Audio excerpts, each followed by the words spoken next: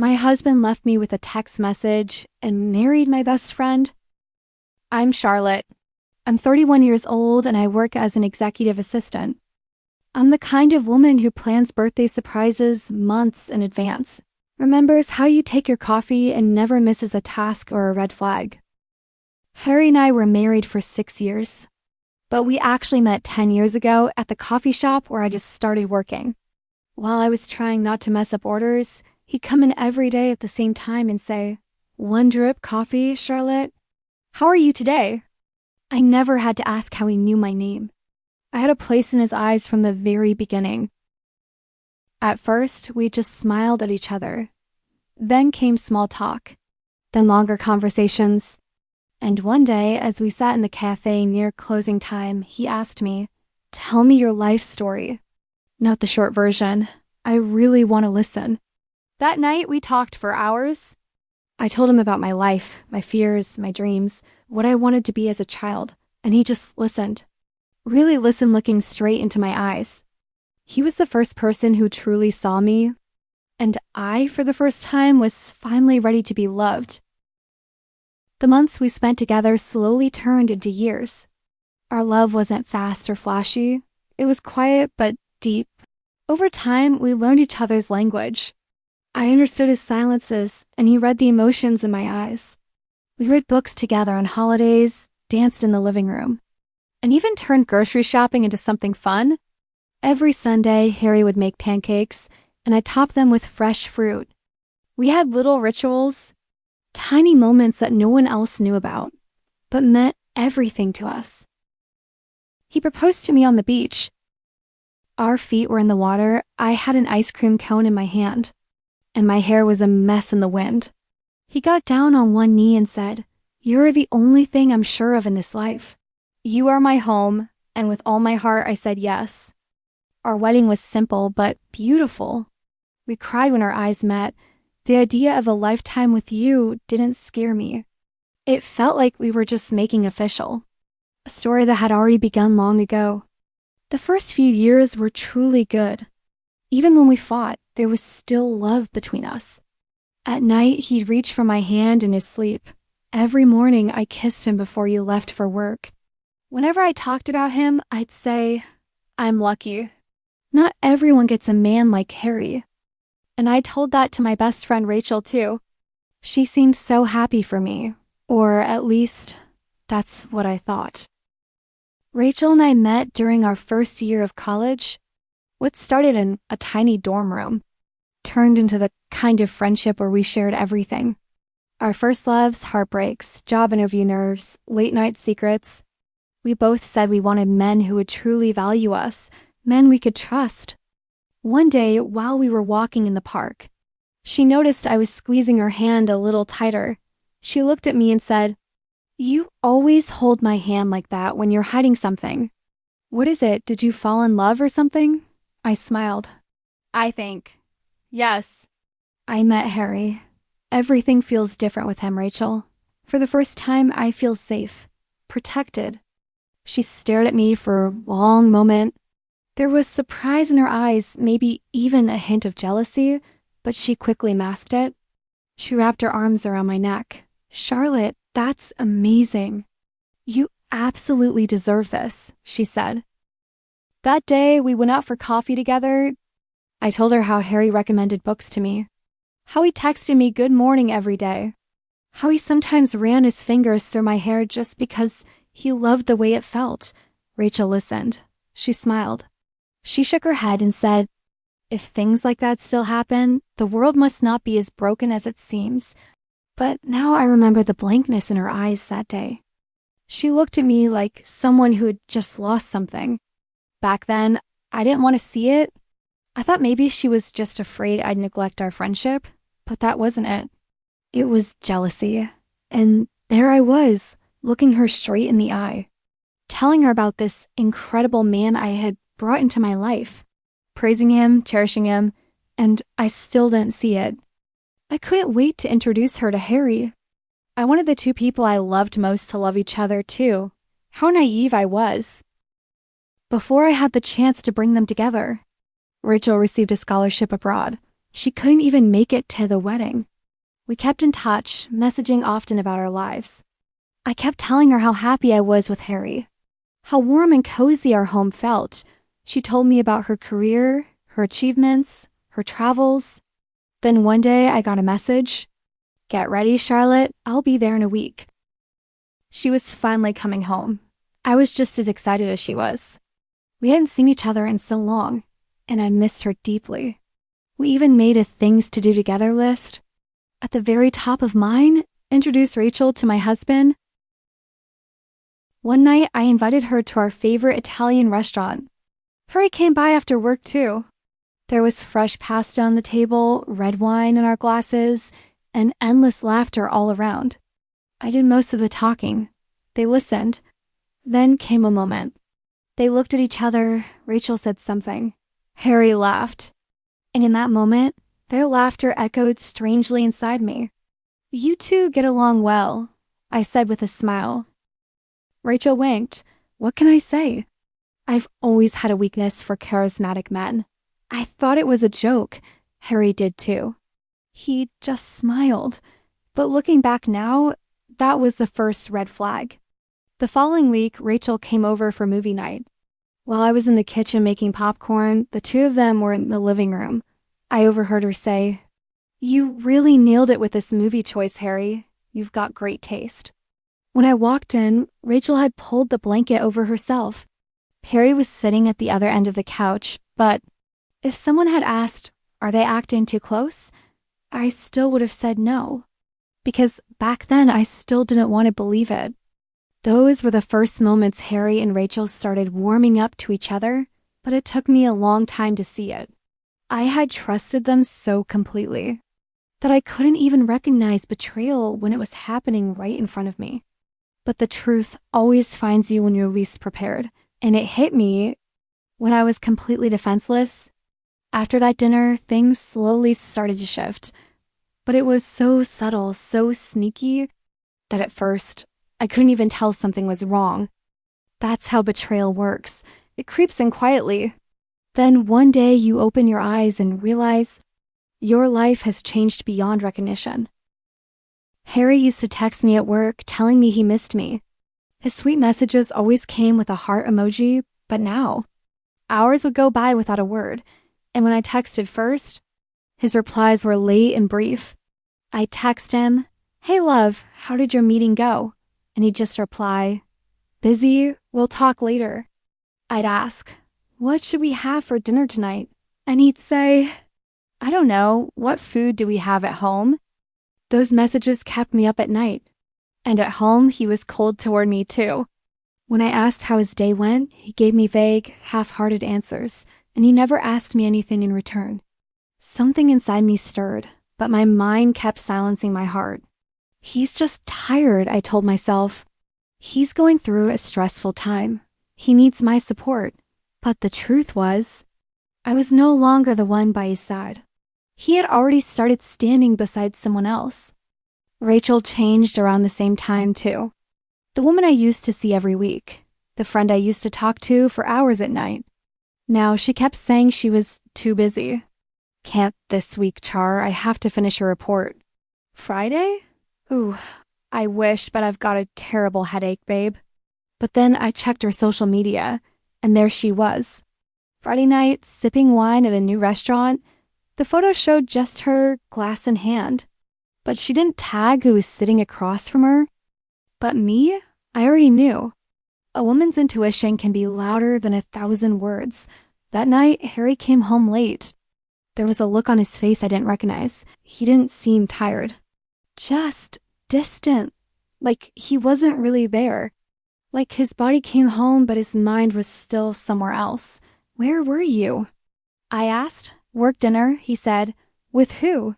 "Patrick and a few clients. Are you interrogating me now?" His tone wasn't defensive, it was guilty. But even then, I kept lying to myself. Realizing you've been cheated on doesn't always hit like a slap in the face. Sometimes it's like water dripping, one drop, then another until you drown. A week later, I got a message from Rachel. It was strange. For the first time in months, she actually sounded sincere. "I know I've been distant. I'm sorry. Sometimes we hurt the ones closest to us. It's one of those times. Can we talk? I felt a mix of anger and longing.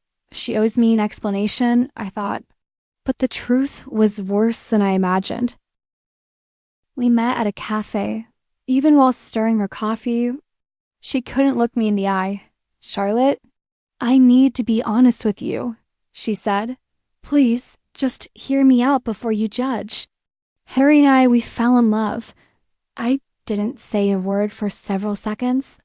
My heart felt like it might explode right out of my chest. But the only thing I managed to say was, "How long?" Rachel looked away.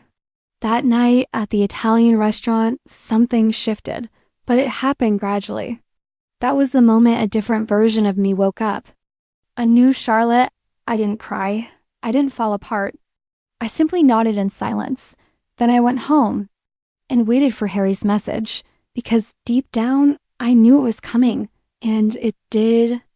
A few hours later, in the cold form of a single text message, "I don't want to hurt you, but this marriage isn't working anymore. I want a divorce. I hope you understand."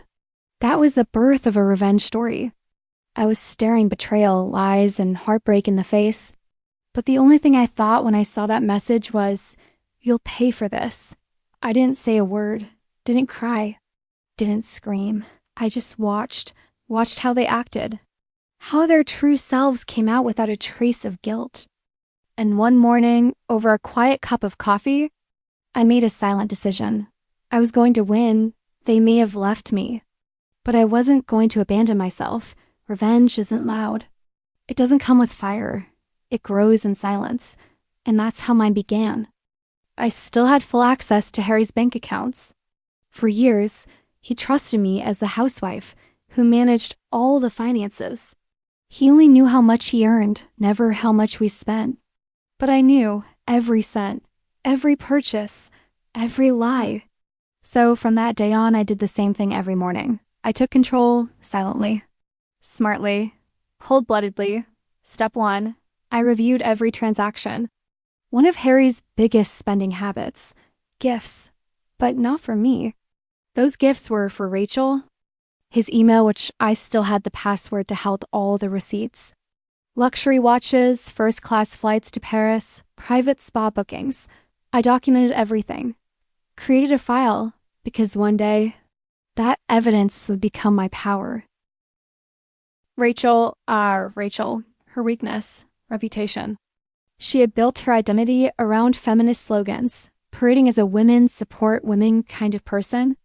But in reality, she was nothing more than a two-faced woman who only knew how to exist through the gaze of men. And I was going to beat her at her own game. When I logged into her LinkedIn, I found several business connections with high-level executives. One was a moderator for a women in leadership panel.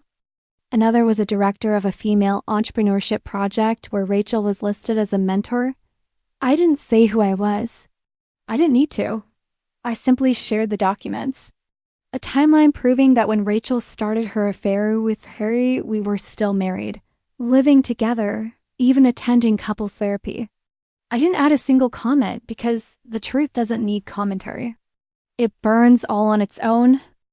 As for Harry, he was playing a whole different game, but I reserved a special place for him in mine. One morning, he noticed a large sum missing from his bank account. He panicked and called me. I didn't answer. Later that day, a plain envelope arrived at his office. Inside, just a few things. The last 3 months of our joint account statements. A breakdown of expenses made for Rachel, and my lawyer's business card. On the back of that card was a single sentence. "You can leave me, Harry, but you'll never erase your past." I didn't lie. I didn't cheat. I didn't hide. I simply felt, planned. That's what it looks like to rise from betrayal, not louder. Just smarter, calmer, sharper. When Harry came home that day, I wasn't there because that house was no longer my home. Its walls, its bed, its bathroom, its kitchen, all of it reeked of betrayal. But I still wanted to leave a mark because a man who erased me so easily deserved to remember me. In every step, every silence, every breath. Before saying goodbye, I made a few small gestures. I left his favorite coffee mug in the kitchen empty, wrote a simple message on the bedroom mirror with red lipstick, broken hearts never forget, and placed one final card on the bed. I don't know what he felt when he saw it, but I do know this. Nothing would ever be the same again. I couldn't stay in that house because I'm Charlotte, a woman betrayed, but never broken. But I was also a woman stepping into a new life, the heroine of a revenge story born from the darkness of betrayal. I didn't take anything with me when I left. I didn't break a single thing. I simply left my past behind and took my freedom with me. When I shut the door to that house, I felt lighter. A new life was waiting for me, new beginnings, blank pages, and, of course, the quiet justice of unfinished business. Revenge was silent. It was striking, and it was permanent. Harry was left alone with his past. Later, I heard he moved into a much smaller apartment. His finances had taken a hit. He was having trouble at work. And Rachel? She had been ostracized. Her reputation shattered. People at work started seeing her for what she truly was, two-faced, unreliable. When I shared the truth with our mutual friends, they were stunned. Mandy, my friend from university who never liked Rachel, just said, "I knew it. I never trusted her." Some people just have sharper instincts, I guess. Unfortunately, mine came a little too late. I used to trust people far too easily. But life had taught me a lesson I would never forget.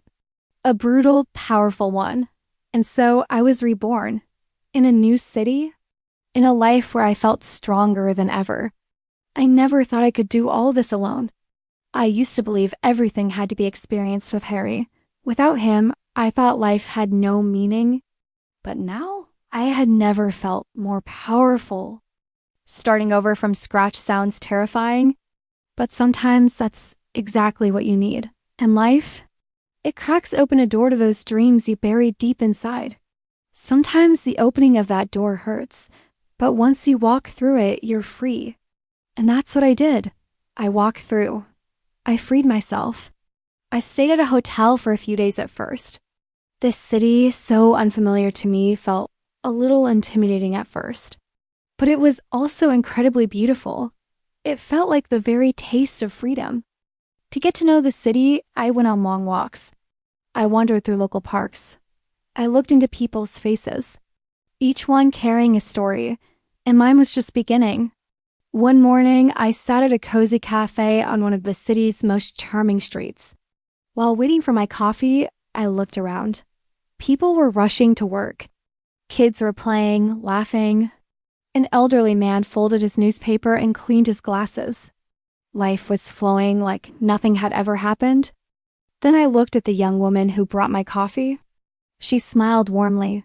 As she set it down, she said, "Enjoy," and went back to work. In that moment, I saw myself in her. A girl I used to be years ago working at a cafe, with a heart full of dreams and a tenderness that made her easy to break, but always kind. And now, I was doing exactly what that girl once dreamed of. Rebuilding my life with my own hands, on my own terms, with the quiet pride of surviving betrayal. I took a sip of my coffee. It was warm, it was sweet, and it was full of hope. Then something caught my eye. A sign in the second-floor window of the building across the street. Apartment for rent, spacious, bright, recently renovated. I stood up. I didn't even finish my coffee, because in that moment I just knew.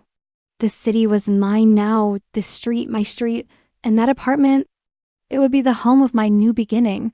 I toured the apartment. When I looked out the living room window, I could see the cafe I had just been sitting at.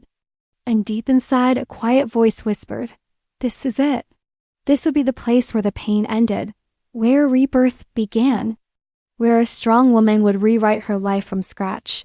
And I said yes. I signed the lease. I started with just a bed, a table, and a lamp, but inside me, there was already a whole universe. The story of a woman broken but reborn from her ashes. I still remember the first night I spent in my new home. I was so happy I couldn't sleep. I stared at the walls and dreamed. I was alone, but I was free. For the first time, I had a life that was truly mine. The next morning, I planned to get up early, grab a coffee at the cafe across the street, then head to a few job interviews, a brand new city, a brand new chapter. The woman who once felt completely drained was gone. In her place stood someone new, strong, radiant, confident. I washed my face, had a light breakfast, brushed my teeth, pulled my hair into a neat bun, chose a simple yet elegant suit from my closet, a little makeup, a touch of lipstick. I felt beautiful, graceful, and powerful. Just as I was about to leave, I glanced at the mirror and smiled. For the first time, maybe the first time in forever, I truly felt like myself. As if Harry had never existed. As if Rachel had never been part of my story. Everything that once broke me was now the foundation I stood on. Then the doorbell rang. I paused for a second. It was early and I wasn't expecting anyone. I opened the door. And there he was, a man with messy hair wearing a vintage rock band t-shirt, unexpectedly charming with a warm smile in his eyes. "Hey," he said. "I'm Nathan. I live upstairs. Your new neighbor." I smiled. "I'm Charlotte," I said, reaching out to shake his hand. He nodded slightly and smiled back. "Nice to meet you," he replied. He was still holding my hand. There was a moment, quick, quiet, but filled with a spark. A subtle electric connection between us. "Just moved in?" he asked. "Yes," I said. "New city, new apartment, new everything." "A great neighborhood for fresh starts," he said. Then he added, "If you're a coffee lover, there's an amazing spot on the corner. Consider it my local tip." And in that moment, I thought, maybe life isn't just about healing old wounds. Maybe it's also about making space for new excitement. I smiled. What a coincidence. I was heading there anyway. "Nice. Maybe we'll grab a cup together sometime," he said. He winked and headed up the stairs. I closed the door, but my heart was still wide open. There was something in Nathan's eyes, a look that didn't judge the past, but fully embraced the present. And that morning, for the first time, I truly felt it. Everything could change. Could love be possible again, even after betrayal? Maybe. But first, there was Charlotte, a woman who chose herself, who finally stood still long enough to hear her own heart. After coffee, I took the subway to my first job interview. And you know what? It went really well. They said they were impressed by my resume, and that they'd likely call me in a day or two with good news. Deep down, I knew this was going to work. And yes, I got the job. You know what? We celebrated with coffee, Nathan and I. We sat at that little cafe on the corner, smiled, and looked into each other's eyes. We clinked our mugs like we were toasting to new beginnings. Life, it turns out, can offer quiet miracles in the simplest moments. Soon, it became a routine. Every weekend, we'd meet at the same cafe across the street. What began with quiet moments turned into afternoons filled with laughter. Eventually, we started visiting each other's homes. When he came to mine, he'd leave his favorite flowers on the table. When I went to his, I'd make breakfast in his kitchen. Our conversations grew deeper. The words no longer just reached our ears. They found their way into our hearts. One evening, as the rain gently tapped against the windows, he opened up to me. "We divorced around this time last year," he said quietly.